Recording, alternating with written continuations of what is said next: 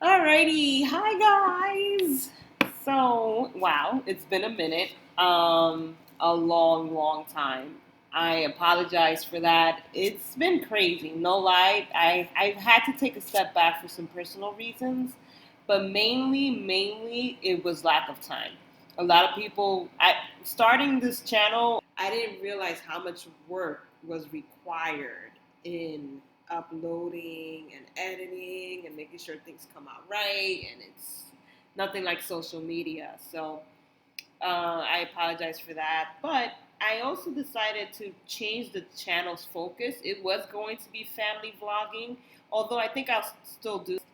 But I figured for the public space, we can rekindle our sister chat, which we have yet to decide on the title on. And I have Raquel with me here today. We're doing emojis because honestly, guys, for real, we didn't have time to do our hair. I just didn't. My hair was not Well, behaving. my hair is looking bomb. I just didn't have time to cover the dark circles. Yes, being a mom of young babies is really taxing. So we're probably gonna go back to our wine and dine at some point. But for now, we're just Emoji avatar. enjoy them. All right, so Trisha Paytas. Whoa, so And controversial. Girl, if PMS was a person, first off, we want to, of course, acknowledge mental illness is a serious thing. I'm not joking on that. However, coming from a job where I do see mental illness, there's still some things you can't control. I feel like lately society's been playing this mental illness card a little too much. That's just my opinion. People can still, should, and still are responsible for their own actions. Which brings us to back to Trisha Paytas and Ethan Klein. Frenemies is over because you're mixing water with oil. That's so true. I like every episode, especially Trisha, and some people were like, "Oh my god, we here again!" Like they were like shocked that they're here again. I'm really surprised that this show made it to the 39 episode. Yeah, About 39 episodes. Mm-hmm. Yeah, it was just. I feel like maybe they should have worked on getting to know each other first before creating a podcast, because they were like getting to know each other as they were making the podcast. So I feel like maybe if they would have got to know each other first and then maybe the podcast. I don't know. I don't think that's the case. I yes and no. I think Ethan should have established boundaries and then stuck with them. The thing is, Trisha's never been held accountable for her actions because she's a celebrity. He kept tiptoeing around, walking on eggshells, making sure he doesn't say anything or one of her trigger words.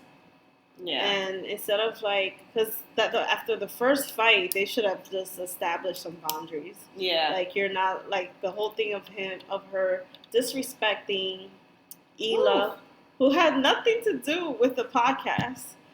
Disrespecting her. The angel. Yeah. Exactly. It really comes from her it's jealousy. It's definitely jealousy. She's in love with the guy. Yeah. I mean, well, I wouldn't say secretly. Yeah, the whole world could see it. Yeah, she's very much in love with him. I just think that I get what Ethan was trying to do. Obviously, he has bills to pay, and Trisha was bringing in the views. Yeah. But I think in some part it's his own fault. No amount of money is worth your self-respect. And he allowed her to disrespect him over and over and over again. Not only him, the wife, the crew, over and over. Listen, if my husband was in a podcast and someone called me a see you next Tuesday, that would be a problem. What does see you next Tuesday mean? Cunt. Oh. I was like, wait a minute, this girl, I'm done. But yeah, it's just, honestly, I think it was really disgusting. I really felt bad for Hilia. Sorry, guys, I don't watch a show like this. Ela. It's spelled Hila. Oh, okay, Ela. But it's Ela. Yes. I really do feel bad for her because to be constantly disrespectful. First of all, someone's telling me they want to bang my husband, and this is like before the podcast. This is like the late night H3 podcast that Trisha made it clear that Ethan is her type. Like, Ela, I gotta give it to Ela because I want to not have a woman like that around. That's what you call strength. That's what you call having a good solid relationship, because the fact that she was not fazed by that says a lot. But as also, she didn't want to be constantly discussed on. I think that was the first fight that they had, and like she stormed off. It's because Trisha was saying something like, "Oh, Moses doesn't like talking to his family, or he doesn't talk to them as much." So she was causing some family friction between Ela's mom, Moses. She just constantly lashes out. She goes completely blank and like goes for the jugular vein every single time. To me, that's a hateful person, and I don't understand what it's a defense mechanism. She has said like.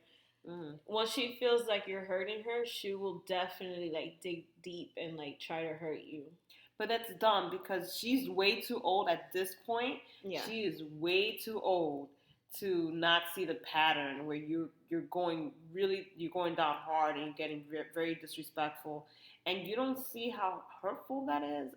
I'm pretty sure she's lost some friendships along the way, or she has. And it could be that maybe some people are so stuck with that celebrity lifestyle that they'll just stick around to be her friend. I don't know. But she needs to learn in the real world, which she clearly is not living in. You can't just keep stepping on people's toes and think they're going to be okay. Let's talk about her late apology. Gosh. She should have apologized that night when she relaxed. Mm-hmm. But the fact that she went on some stupid tirade, you know what it is? Trisha's a narcissist. I mean, they all are. You kind of have to have it in that level to be that successful. Don't get me wrong. I do think there's some truth to her frustration. I do think Ethan likes to play the sacrificial lamb a lot. This whole I'm going to take the high road is ridiculous. I think there's been many times that she's been very disrespectful, and instead of him calling her out on it, he's just like, well, I'm sorry. Well, I'm sorry you feel this way, and yada yada. No, that's not okay. I think he should have been from the get-go, yo, you need to get your meds strained or see another therapist because clearly this isn't working for you. He kind of let her slide that much. I think he just let it snowball to the point that look how disrespectful on Twitter. Yeah, she's actually made some serious accusations, accusing him of sexual harassment, being a racist, and like we said, digging old tweets. He has apologized for it, and she also have said the N-word in the past, and she have apologized. It's just so hypocritical. Like, how is it okay for you to dig up someoe's past, liking stupid tweets, and then turn around and going, we're family? I'll be surprised if they make it to the altar at this point. But well, they're really planning it, and a lot of people they believe like she's more into the wedding than Moses. Yeah, Moses is boring as hell. I don't know. He's her enabler. And this is coming from a person that was like a big fan of her. I was like watching her from like I hated her from the beginning. It was different because she was always into like you know buying cute stuff, and then like obsession with her like Game of Thrones and Hamilton shows, like stuff like that you could kind of like relate to. I mean, I give her props for literally building herself from she was a pioneer. She's obviously one of the first people who put herself out there on YouTube, who was brave enough to do it, and now she's a millionaire for it. Her upbringing, then to YouTube and OnlyFans really has messed up with her mental health. And I think she really, if she's serious on becoming a mother and having a stable family, I think she's going to have to find other ways to make money. Maybe vlogging, maybe doing family vlogs. She stopped doing vlogging I don't know why. I think it was like too much for her. Okay, so she is taking steps. Ethan was not ready to accept her apology because he felt like it was like too soon, because she really tried to destroy his life. Also, he felt like the apology would have been better if she would actually call him and apologize instead of making a video. I think he said he had to wait for like 10 minutes into the video to hear his apology. And then on top of that, if you're about to make an apology video, make sure it's about the person you're apologizing to. Mm-hmm. But she was throwing like different little topics here and there, and also sneak her issues with Gabby Hanna, which I don't think that was fair for Ethan's apology. Yeah, again, she's living in a virtual world, and this is what happens when you lose your identity in the virtual world. Luckily, Ethan has a solid mind and is able to see that. I do feel like him being a person who was, more solid in the head, he should have definitely navigated the situation better. But I still think at the end of the day, Trisha is a grown woman. She knows what she's doing. Mm-hmm. She needs to realize and look at the pattern and learn how to lose. That's the thing. People are all about winning. I agree. She doesn't know how to lose, and that's her issue. Once she masters how to lose, I think life will be a lot easier for her. I agree. And everybody was saying that Ethan is the best friend that Trisha needed. She needed that. See, and I was looking at that last fight. I give him props for holding her accountable and calling out her anger and saying, listen, you need to learn how to say that you're angry when you're not. I think in her head she was trying to calm down, and by him constantly pushing you're mad, made her spaz. Yeah. Again, understandable. But at the same time, get yourself out of there. Like she I don't understand this whole like, oh, I just snapped. No. You see that's coming on, just relax. She says she blacks out and then she won't remember all the things that she says. Sometimes. I think it's a load of crap. But I don't believe her.